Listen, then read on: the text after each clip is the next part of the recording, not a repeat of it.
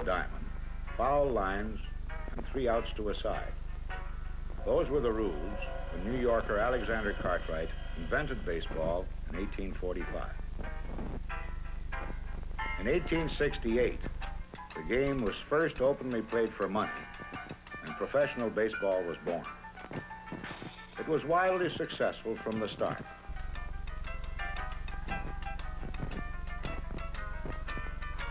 It was a game of giants, and the great of the land came to cheer them on. So did the bands of the land.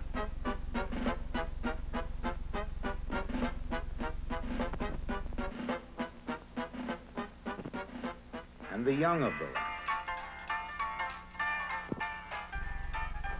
Within a lifespan, it became America's national game. That's how professional baseball grew from its start 100 years ago.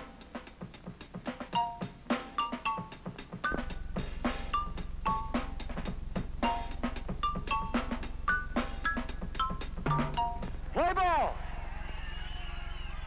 101 years later, 2 historic incidents took place.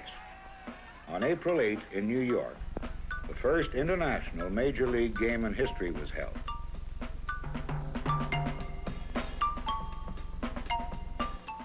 And on April 14, 30,000 Montreal fans jammed into Jarry Park to see the first official Major League game ever played in Canada.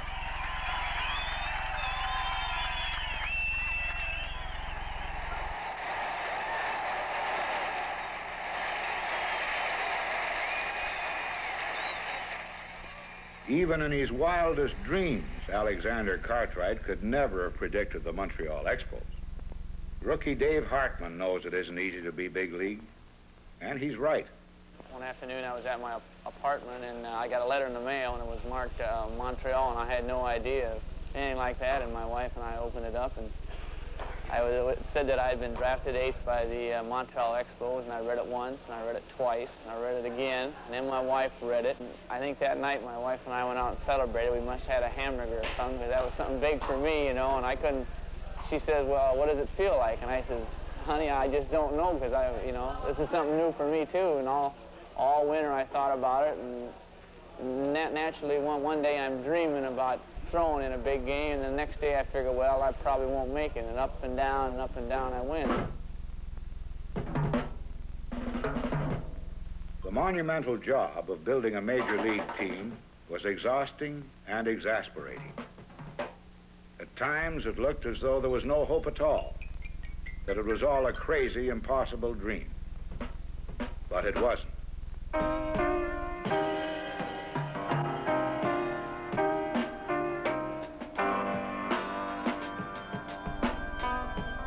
Je fais des vœux de succès à l'équipe.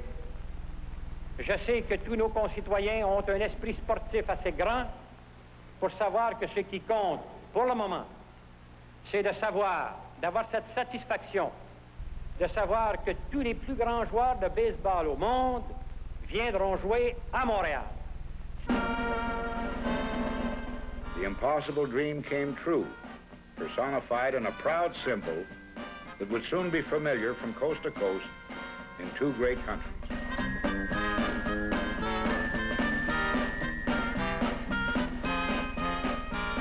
I believe that the expansion into Canada by the National League was very much prompted by the exciting aspect of taking baseball, Major League Baseball, out of the United States for the first time and bringing in a new element.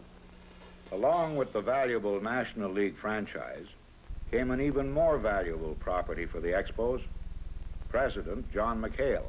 It has a new dimension in sports. It has international flavor.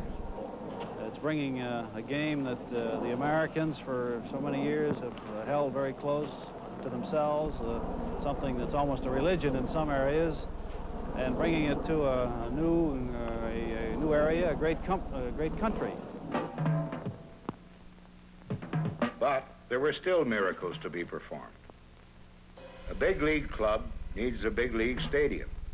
And that's what Montreal had promised the National League.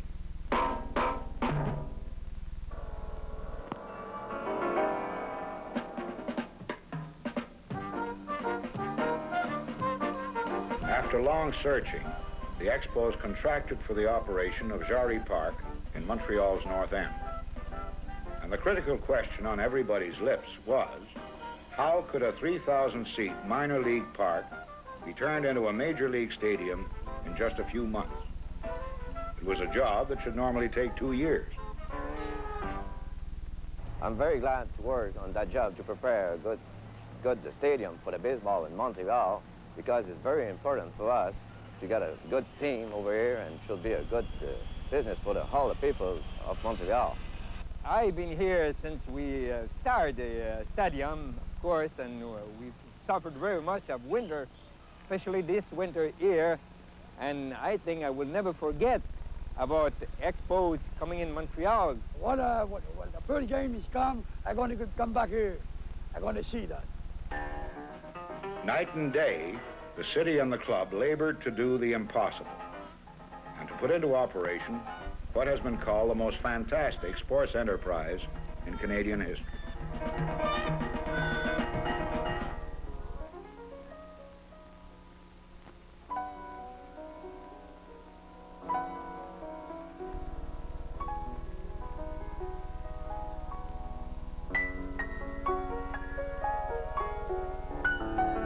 One man who could hardly believe it was Gene Kirby. I've seen many great moments in baseball during a career that has extended over 25 years. I've seen some of the greatest names in baseball perform. Joe DiMaggio. I even go back to the days of my youth when Babe Ruth and Tris Speaker and Ty Cobb were at the end of their career, and it was a great thrill to see them.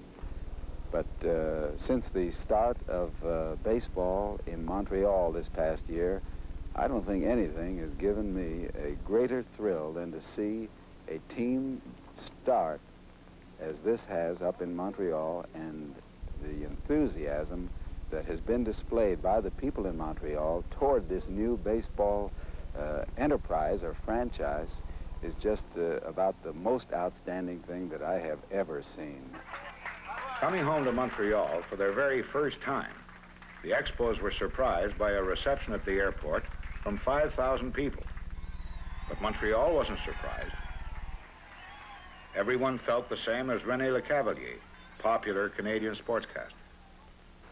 Most of us baseball fans in Montreal had always hoped that eventually Major League Baseball would come to Montreal, but I frankly never thought it would happen in my generation. You see, as a youngster, I remember my family would go to the country for the weekends, and I would always stay behind in order not to miss a baseball game of the Montreal Royals. I'm sure baseball will achieve tremendous success in Montreal because there's great enthusiasm, and to use an expression of John McHale, when I asked him yesterday what he would like to accomplish in his first year in Montreal, he said, what we would like to see the fans do, and at least we'd like to see the fans feel, that this is their team.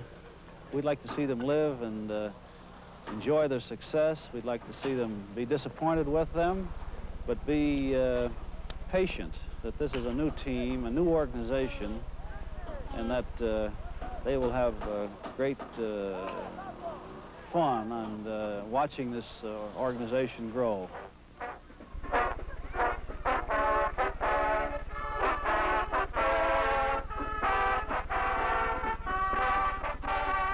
Does Montreal love the Expos? How's this for a welcome home parade? In the middle of a normal working day, too. I think it's going to be like a new marriage, where both parties have to get to know each other and learn to live with each other's flaws and character. In Canada, all the boys play baseball, at least some, but we don't really know much about Major League Baseball. We don't know much about the finesse of the game, the finer points. And manager Gene Mock is going to have to be very patient with the members of press, radio, and television, fellas like me, who go to the dressing room after the game and ask what probably will be a lot of stupid questions. The same thing is true for the fans. We know about 3 strikes and 3 outs per inning, but do the fans really know about Major League Baseball? Do they know how hard some of these young fellas are going to be trying and how nervous the younger fellas on the team are going to be, especially trying so hard in a new expansion city. It's going to take a lot of learning to live together, but it's going to be great.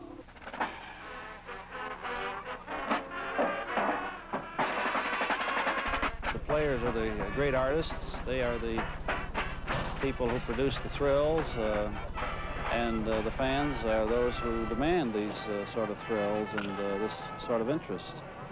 Without them, we can't exist, and they're just a wonderful fandom here in Montreal and Canada. There's an emotion about the way they accept things and take things, and they seem to be so appreciative of effort.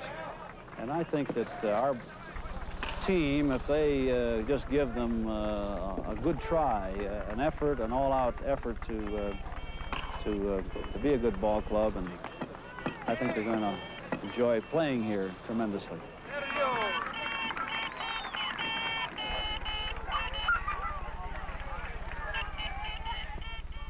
I think that the people of Montreal and Canada are going to be with us like the people in Green Bay are with the Packers. I think it's going to be that type of association. And this will be great because we will be part of you and you will be part of us, which is fantastic.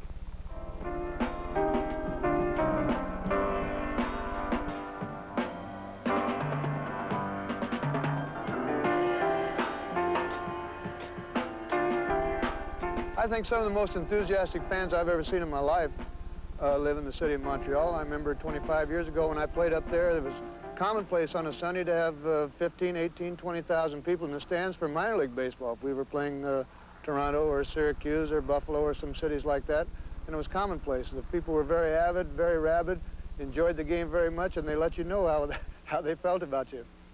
Montreal was known as one of the best minor league baseball town by the past, and I'm sure today, with people like John McKay, Jim Fanning, and Gene Mock as head of our ball club, the Expo will succeed, and the Canadians across the country will encourage that good sport is baseball.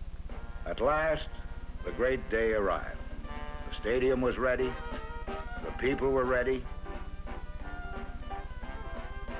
and even though word had it that Montreal and Jarry Park would still be under snow on opening day, nobody in Montreal believed it. They knew, despite what anybody else said, that they had a stadium, a team, and a dream.